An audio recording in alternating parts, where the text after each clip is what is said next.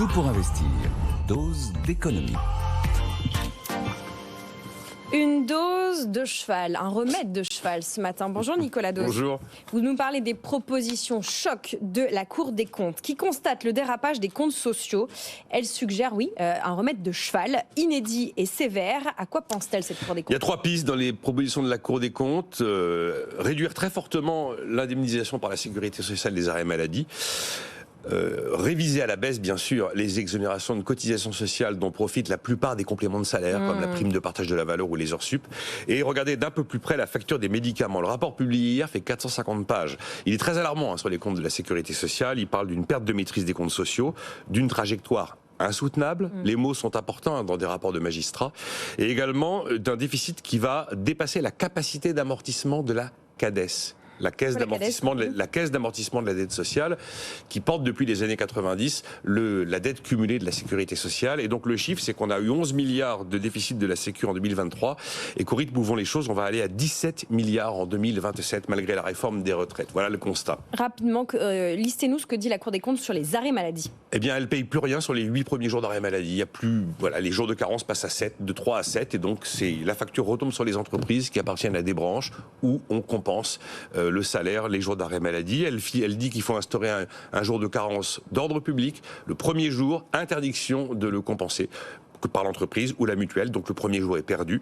Et elle propose de passer de 3 à 2 ans la durée maximale d'indemnisation des longues maladies. Voilà. Les arrêts maladie se sont emballés, c'est vrai, depuis 2017, en hausse de plus de 50%, et la facture aujourd'hui des arrêts maladie en 2022, d'après la Cour, c'était 12 milliards d'euros. Sur les compléments de salaire, que faut-il retenir d'essentiel ? Elle ne donne pas de chiffre précis, mais elle dit qu'il faut s'attaquer aux exonérations de cotisation qu'on observe sur les tickets resto, sur les chèques vacances, sur les frais de transport, sur les indemnités de rupture de contrat de travail, sur la prime de partage de la valeur, sur l'intéressement, sur la participation, sur les heures supplémentaires. Un ensemble de niches sociales qui coûtent 18 milliards d'euros tous les ans.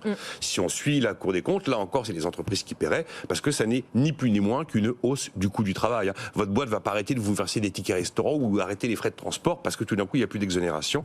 Et la Cour cite enfin une facture qui m'a frappé, la facture des nouveaux médicaments anticancéreux, 6 milliards d'euros par an. Et là, elle demande à la Haute Autorité de Santé d'aller vérifier d'un peu plus près l'efficacité de ces molécules. 6 milliards. Bon, le traitement est rude, puisqu'on parle de médicaments, mais ça reste une recommandation de la Cour des comptes. Et pardon de le dire comme ça, mais ces recommandations sont rarement suivies d'effets. On est d'accord, la Cour propose, l'exécutif dispose. Seulement là, on est devant une montagne d'économies totalement inédite à venir. J'ai jamais vu, moi, dans ma vie de journaliste économique, des économies pareilles. On est en train de faire 20 milliards cette année. On prévoit 20 milliards l'an prochain, 20 milliards en 2026, 20 milliards en 2027. C'est pas en allant fermer 3 agences d'État, supprimer 4 voitures dans les ministères et geler les salaires des élus qu'on va aller trouver les 20 milliards. On peut pas avoir quelque chose d'indolore avec des montants pareils. On peut pas avoir quelque chose qui n'a pas d'effet sur l'ensemble de la collectivité, et d'ailleurs sur l'activité elle-même. Et donc, on est obligé de taper dans le dur à un moment. Et taper dans le dur quand on parle de la dépense en France, ce qui nous différencie en France en matière de dépenses publiques, c'est la dépense sociale. Donc je ne sais pas ce que fera l'exécutif, je ne sais pas si les recommandations de la Cour des comptes seront suivies d'effet, mais objectivement, compte tenu des enjeux budgétaires qu'on a mis devant nous, effectivement, ça commence à faire partie des pistes crédibles. Et quand vous voyez la séquence depuis le début de l'année, décret à 10 milliards, plus 10 milliards, plus réforme de l'assurance chômage, c'est juste... J'ai jamais vu, moi, une telle course effrénée tous azimuts aux économies budgétaires telles qu'on est en train de la pratiquer actuellement.